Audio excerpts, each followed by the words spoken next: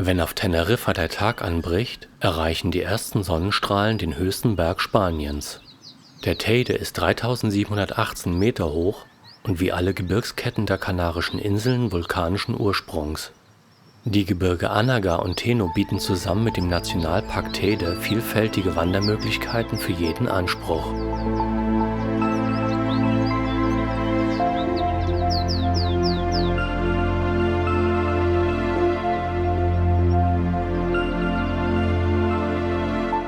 Als Ausgangspunkt für unsere Wanderung haben wir ein Hotel im Norden in der Nähe von Puerto de la Cruz gewählt.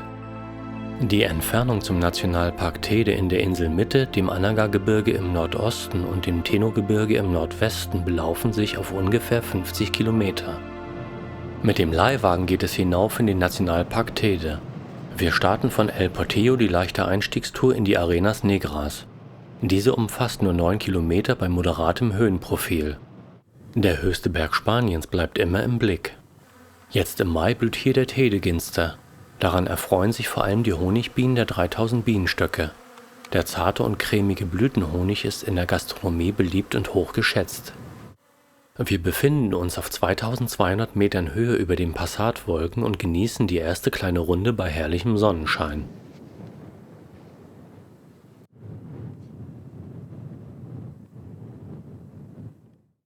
Die folgende Panorama-Rundtour führt uns in den Nordosten der Insel in das Anaga-Gebirge. Wir beginnen in Afu und wandern in einem Barranco zur Playa de Tamadite.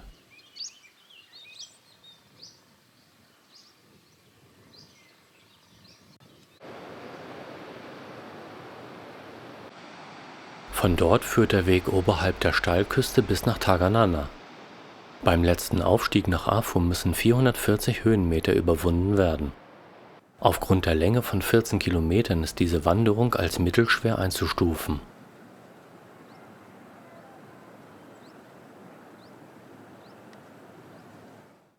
Die kürzeste, aber eindrucksvollste Tour im Nationalpark bieten die Roques de Garcia. Sie sind das bedeutendste Naturmonument der Insel. Die Runde ist nur 4 Kilometer lang, sollte aber mit festem Schuhwerk gegangen werden. Scharen von Touristen werden hier mit Reisebussen abgeliefert, aber nach wenigen Gehminuten umfängt den Wanderer die Stille der Cañadas. Hier der Roque Quinchado, der steinerne Baum.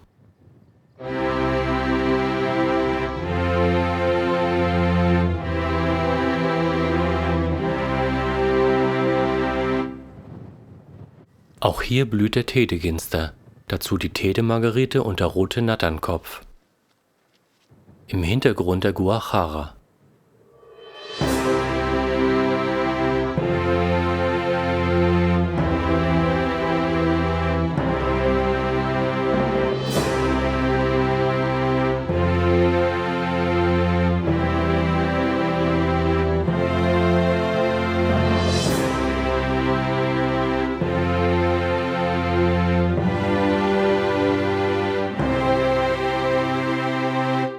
Im Anschluss an die kleine Runde gönnen wir uns einen Abstecher zur Pasaje Lunar. Die einfache Wanderung beginnt an der Pista Madre del Agua und führt uns zu den beigen Bimsteinsäulen, die an eine Mondlandschaft erinnern sollen. Da diese unter Naturschutz stehen, kommt man nicht sehr nah an sie heran. Somit hält sich die Begeisterung in Grenzen. Da hat der Wanderführer wohl etwas übertrieben. Die nächste Wanderung führt uns in das Teno-Gebirge im Nordwesten Teneriffas in das Bergdorf Masca.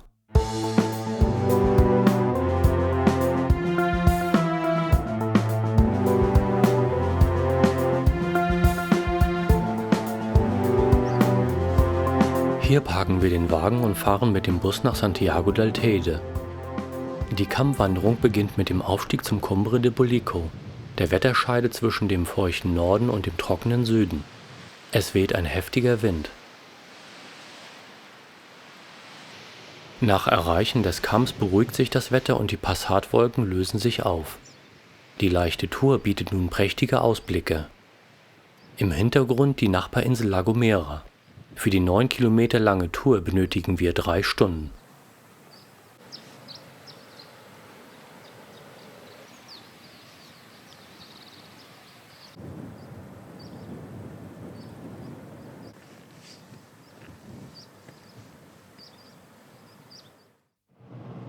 Für den nächsten Tag haben wir die Gipfelbesteigung des Teide eingeplant.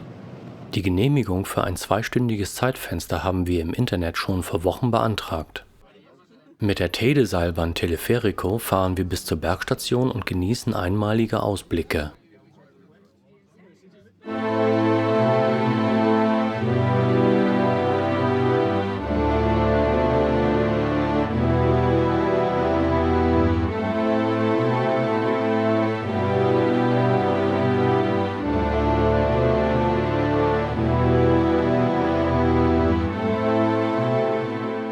Wir beginnen den Aufstieg zum Gipfel. Da wir uns auf über 3600 Metern Höhe befinden, müssen wir wegen der dünnen Luft nach jedem 10. Schritt kurz durchatmen. Der Teide ist der dritthöchste Inselvulkan der Erde. Den Gipfel bildet der in Schwefeldämpfe eingehüllte Krater des Pico del Teide mit seinen hellen Gesteinsmassen. Der Vulkan ist nicht erloschen. Seit 2004 befinden sich im Krater ferngesteuerte Sensoren, die den Schwefeldioxidgehalt messen, anhand derer erneute Ausbrüche erkannt werden. Auf der Rückfahrt vom Teide machen wir in Puerto de la Cruz Halt. Die 6. Stadt Teneriffas ist das touristische Zentrum der Nordküste.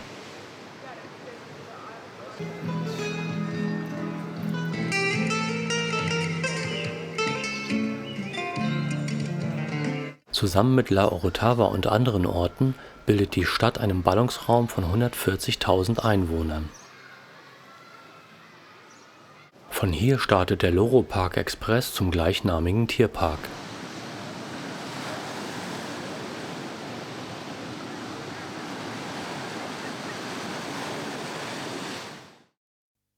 Eine weitere Wanderung im Anaga-Gebirge beginnt in Cruz del Carm und führt zur Höhlensiedlung Quinamada. Der Weg dorthin ist leicht und der Wind lässt mit der Zeit nach.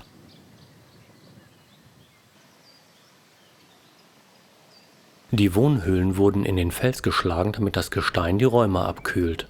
Heute leben nur noch ca. 15 Dorfbewohner hier und betreiben Ackerbau. Der anschließende Weg nach Batan erfordert Trittsicherheit und Schwindelfreiheit. Die unberührte Natur entschädigt aber diesen Aufwand.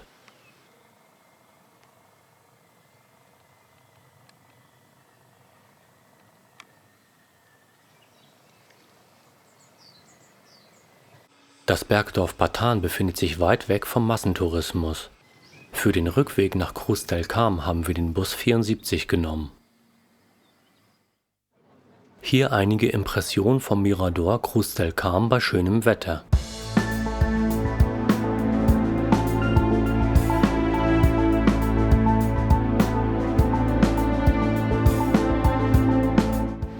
Wer nach einer Wanderung im Anaga-Gebirge einen Badestrand sucht, kann einen Abstecher über Taganana nach Roque de las Bodegas machen.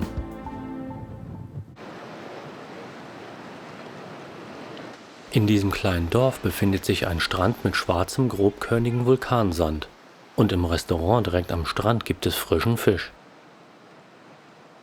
In Richtung Santa Cruz gelangt man an die Playa de las Teresitas von San Andrés. Der feine, helle Saharasand wurde 1973 aufgeschüttet. Unsere Abschiedstour verlief am Rand der Cañadas zwischen Lavafeldern und den Wänden der Caldera.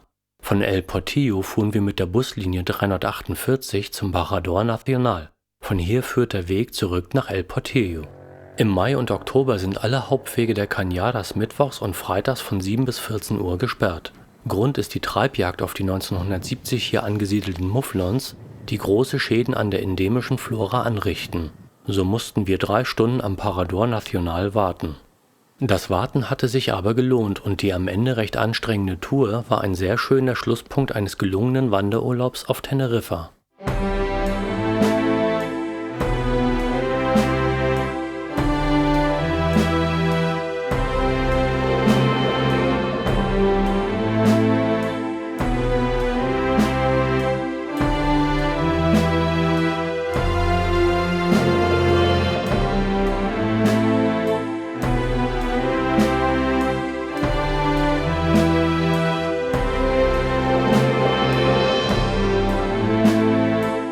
Mach's gut, Teide. Wir kommen sicher wieder.